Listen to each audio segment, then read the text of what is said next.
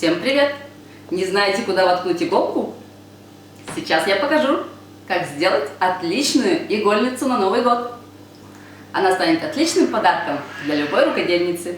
Нам понадобится любая емкость, например, из-под сметаны или из-под йогурта, а также фольга, пеппер теста и наш любимый малярный скотч.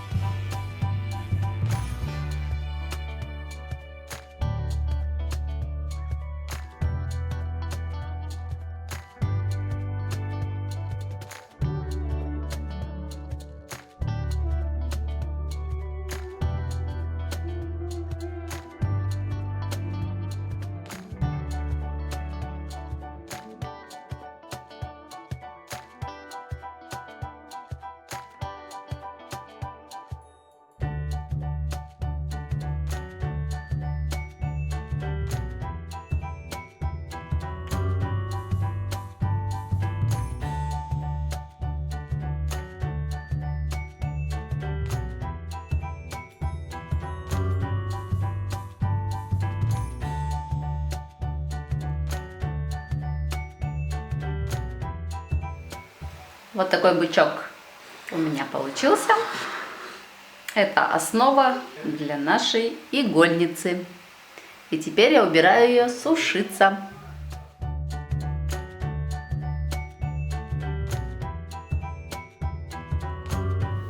Вот такая коровка у меня получилась.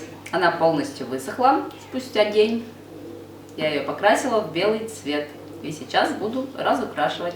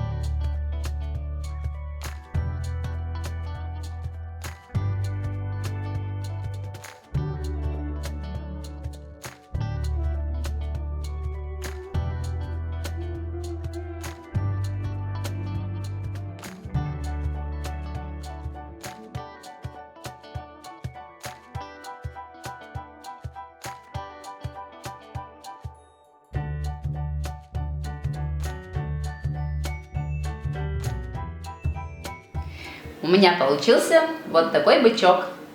Я покрыла его сверху акриловым лаком. И теперь его можно использовать как игольницу. Положим красивую подушечку. И можно дарить какой-нибудь рукодельнице. Также можно использовать как конфетницу для маленьких леденцов.